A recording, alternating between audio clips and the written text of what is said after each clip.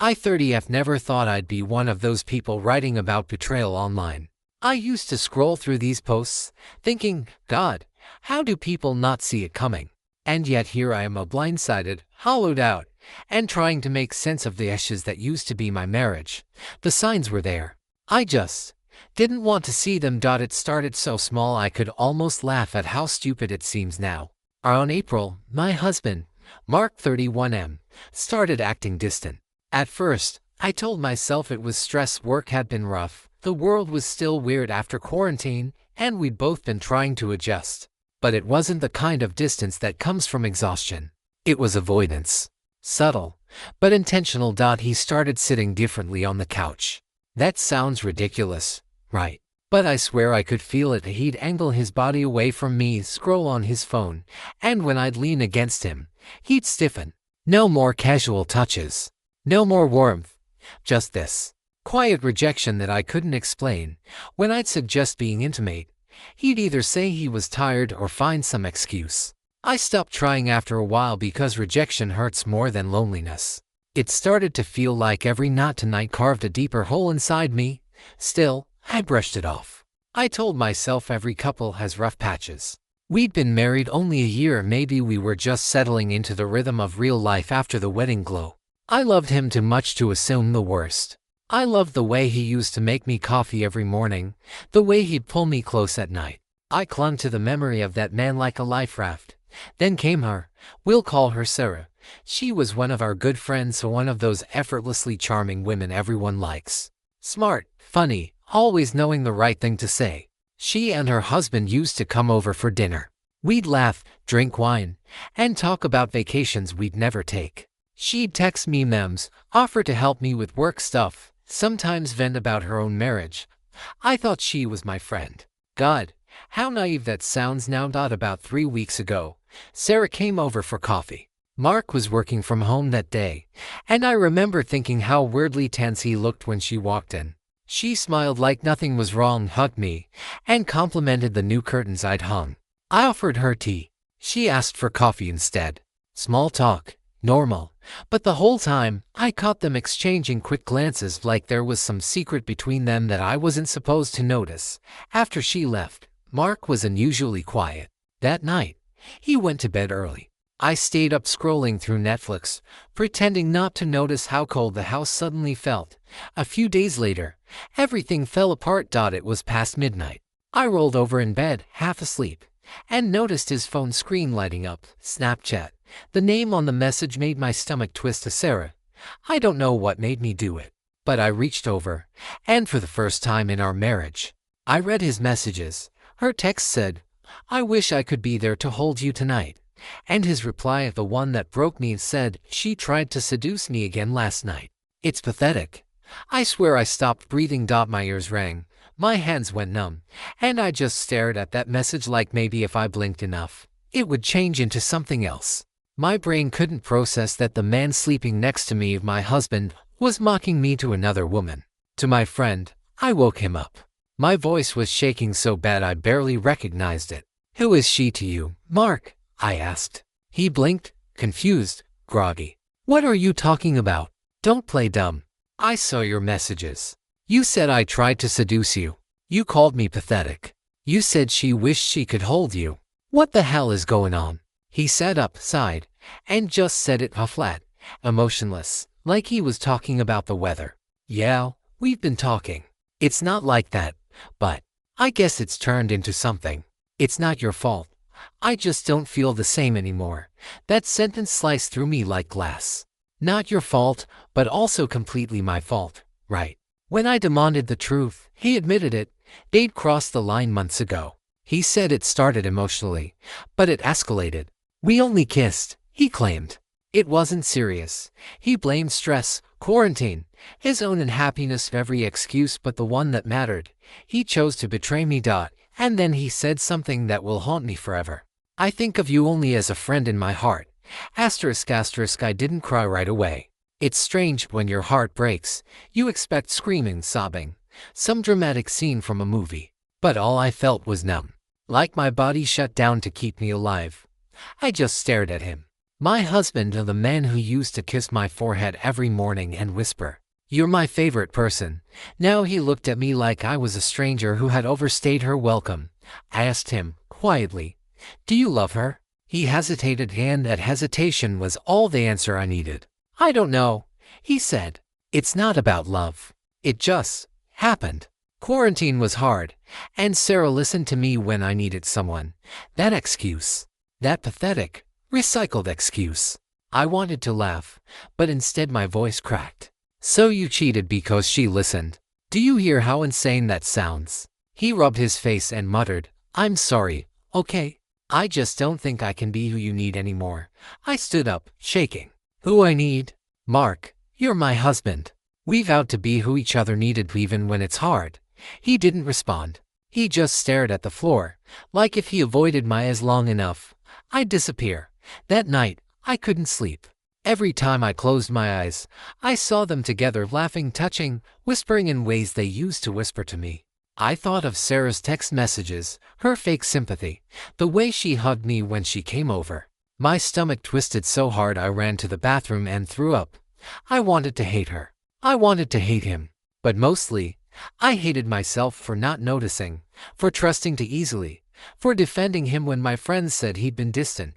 The next morning, I texted Sarah's husband. His name's Matt. We weren't close, but I felt like he deserved to know. I agonized over that message for an hour before finally typing, "Hey Matt, I'm really sorry to tell you this, but I just found out that Mark and Sarah have been having some kind of affair. I thought you should know." He replied almost immediately, "What? Are you sure?" I sent screenshots. My hands were shaking so hard I could barely hold the phone. He called me a few minutes later, his voice quiet, stunned. "I confronted her," he said after a long pause.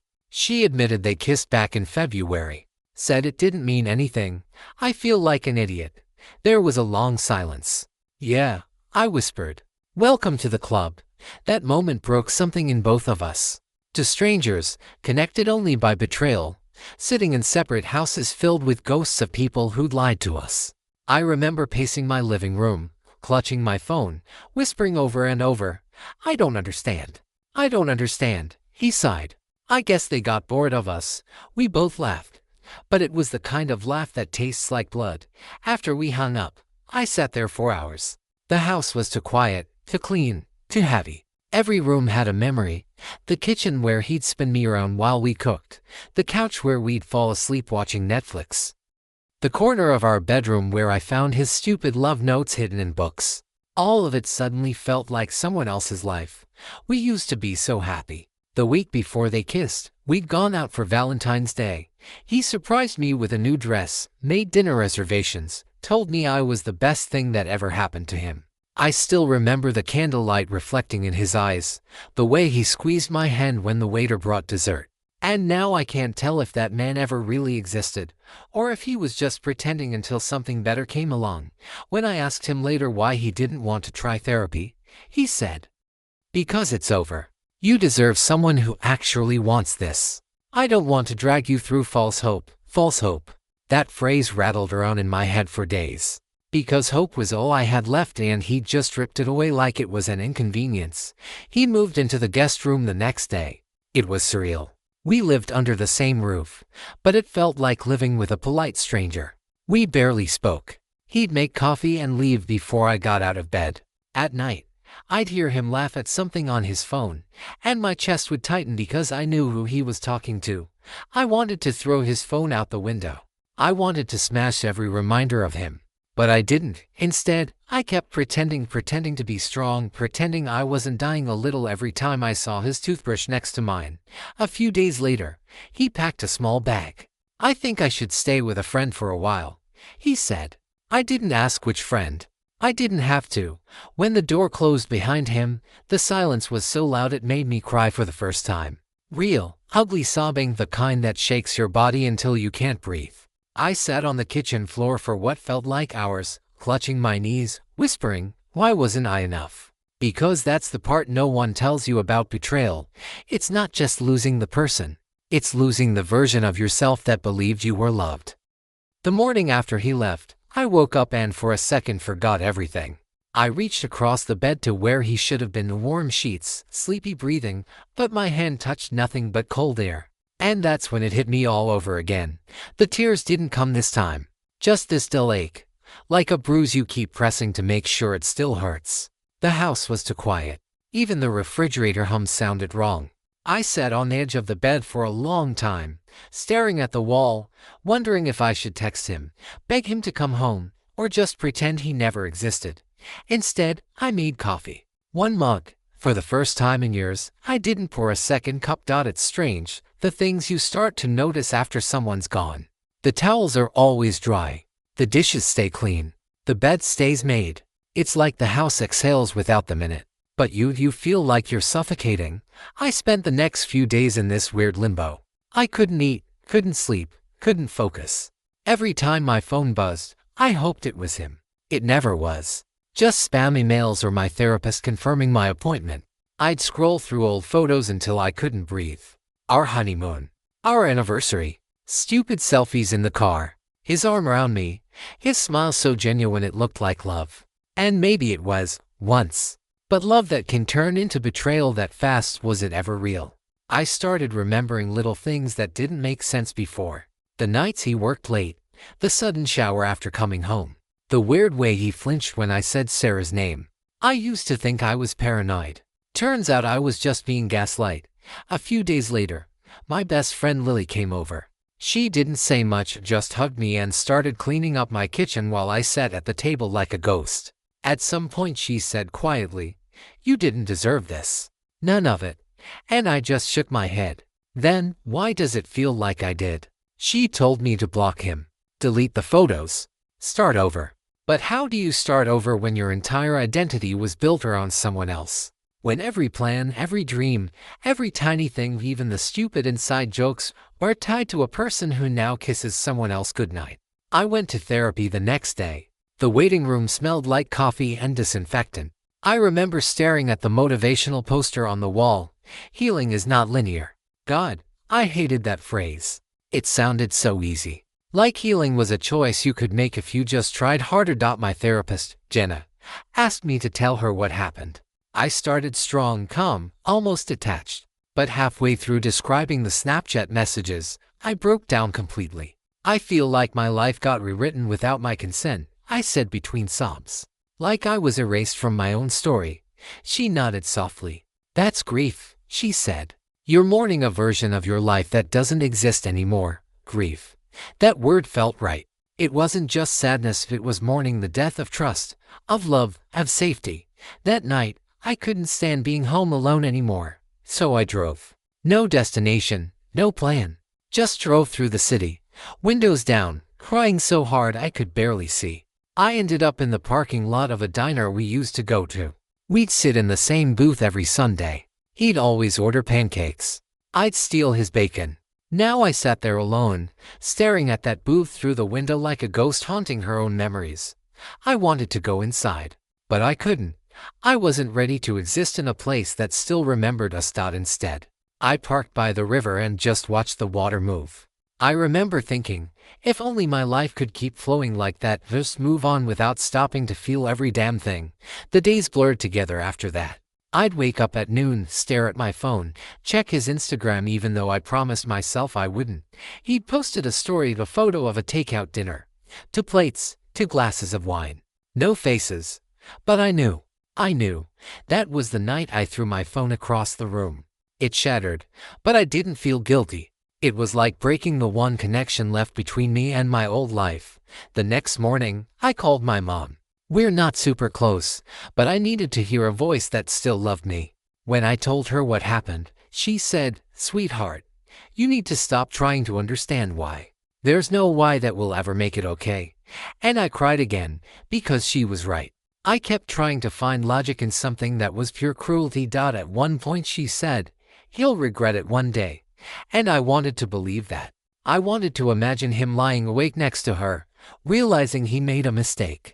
But deep down, I knew he wouldn't. People who destroy others to feel alive don't look back. They just move on to their next victim. By the end of the week, I stopped checking my phone. I stopped waiting for him to come home. But the ache that stayed.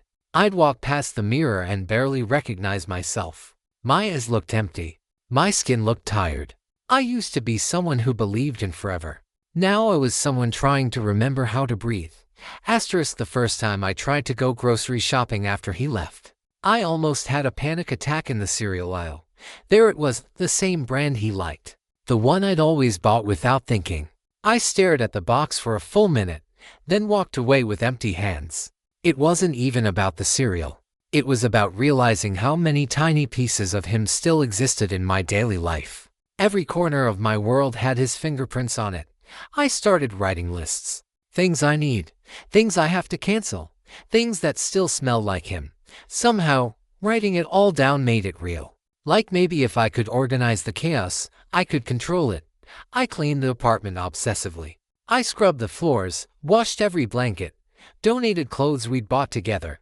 But there's no cleaning product strong enough to erase someone's ghost. I'd open the closet and smell his cologne faintly on the jackets he left behind.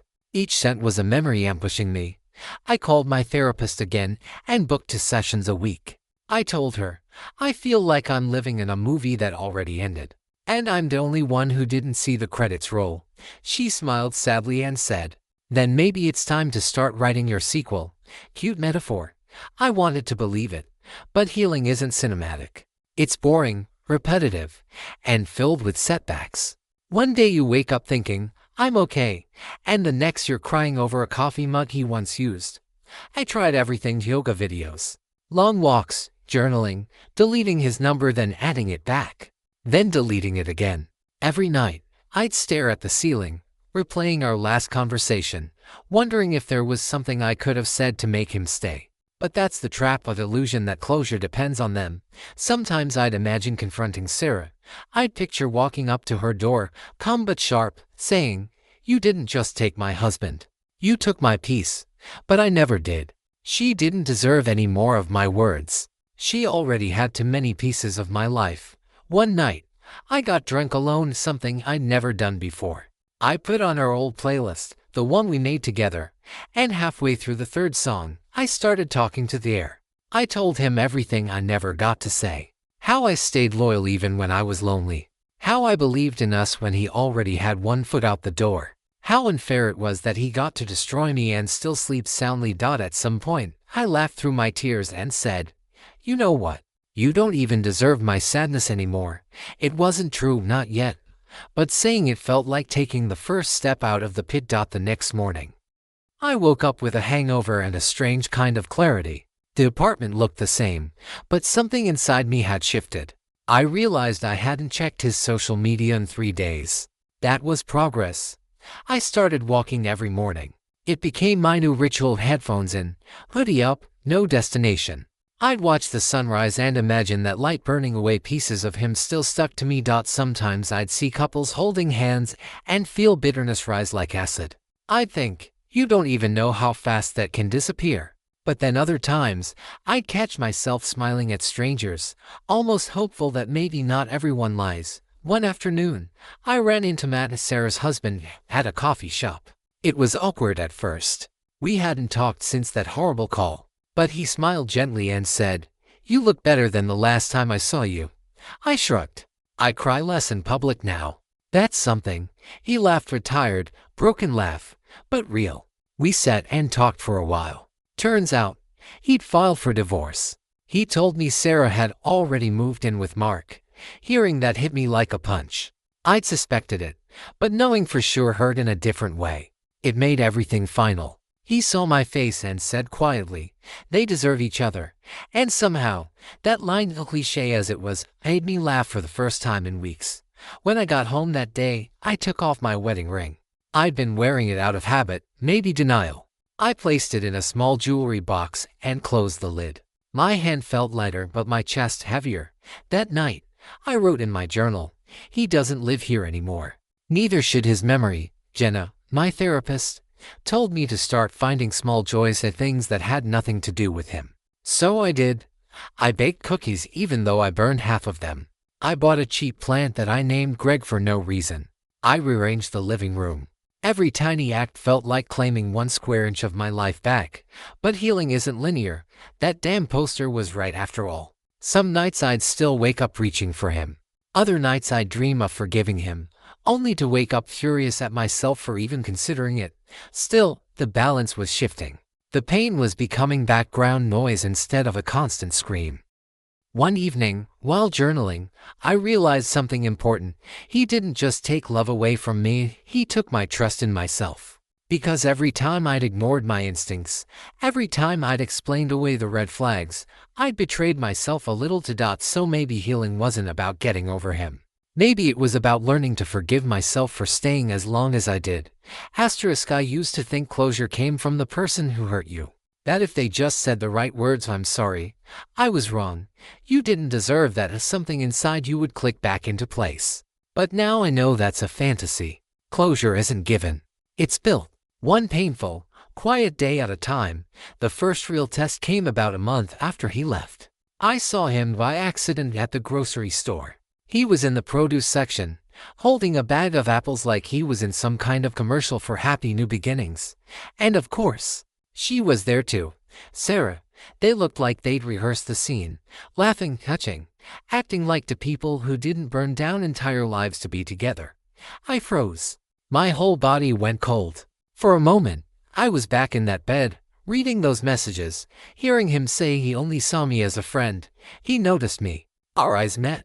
And I could see it, that flicker of guilt that lasted half a second before he tried to smile politely, as if we were just old acquaintances bumping into each other. Sarah's expression changed to she looked uncomfortable.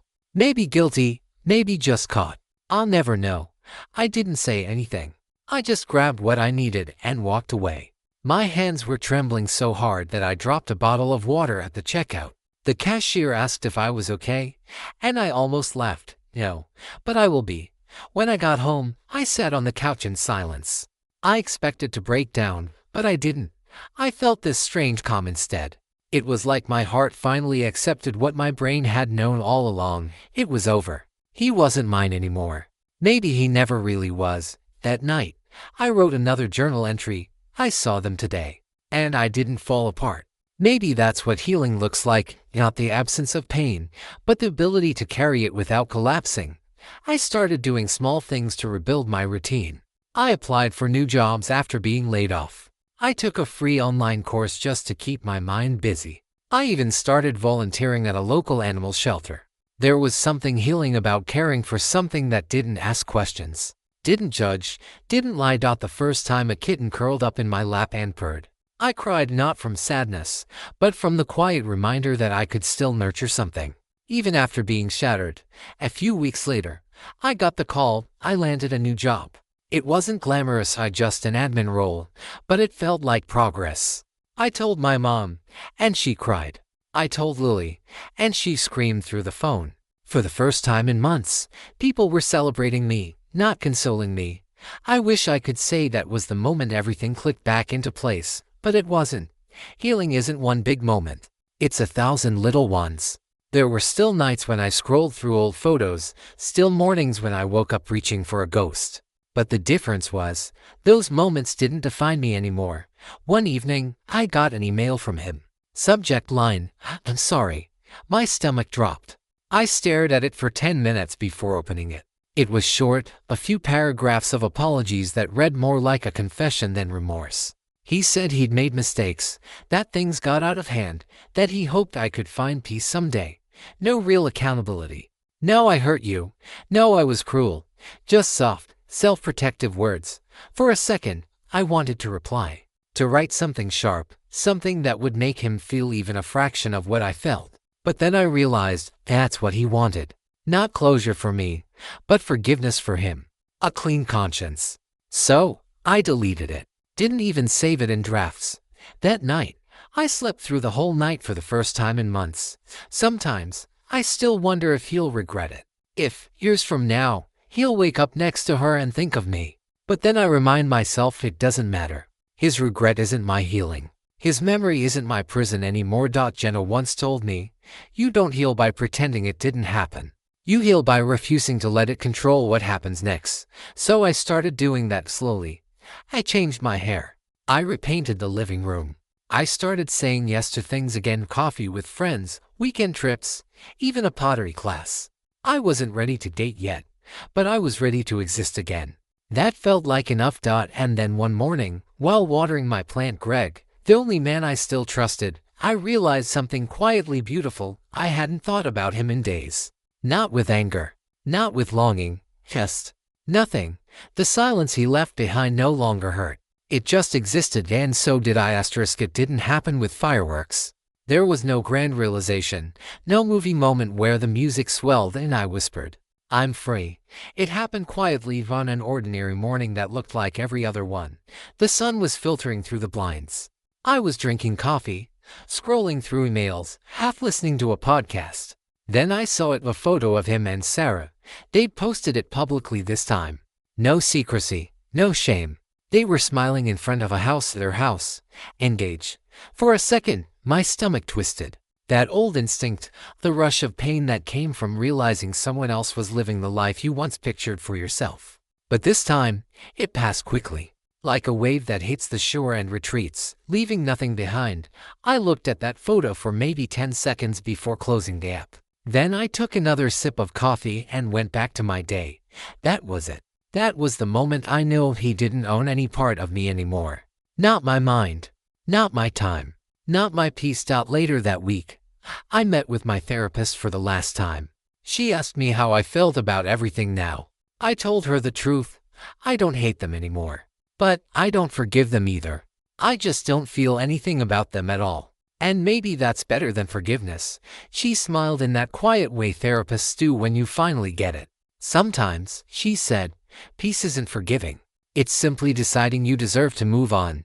That night, I lit a candle and opened my journal, the same one that held every tear, every broken thought, every word I couldn't say aloud. I turned to the last blank page and wrote, "You survived the worst version of yourself, the one who begged, the one who broke, the one who believed lies because she wanted love. You don't owe anyone your pain anymore. You get to start over." Then I closed it and never opened it again. Months passed. I started dating again, slowly, cautiously, but with a new kind of awareness. Not searching for someone to fix me, but someone who matched the peace I'd built on my own. Funny thing, once you stop trying to prove you're worthy of love, the right kind of love starts finding its way to you. I also moved to a new apartment, smaller, brighter, quieter. I filled it with things that felt like me: thrifted art, soft blankets, plants that somehow kept thriving. Every time I walked through that door, it felt like a promise to myself that this space would never hold secrets, never echo with betrayal. Sometimes, when I meet new people and tell them I used to be married, they tilt their heads and say, "You really? You seem too calm for that." And I smile. Because that's what healing does. It softens the edges. It replaces rage with perspective. He texted me once after that, out of nowhere. Just a short, "Hey, how have you been?" I stared at the message for a while. Then I deleted it. No anger, no sadness, just disinterest. Because that's what freedom looks like. Not deleting someone out of spite, but because they no longer hold a single piece of your story. A year later, I went to a friend's wedding. It was outdoors, in a garden full of lights and laughter. When the bride walked down the aisle, something inside me tensed, not from jealousy, but from recognition. I knew that look on her face. That kind of trust. That surrender. And instead of breaking, I smiled. Because I wasn't afraid of love anymore. Not the version that hurts, but the one that grows. After the ceremony, as the music played and people danced under the stars, I caught my reflection in a glass window, and for the first time in a long time, I didn't see someone who'd been betrayed. I saw someone who'd rebuilt herself from the ground up. Someone whole. Someone enough. And in that moment, I whispered to myself, "You did it. You let go."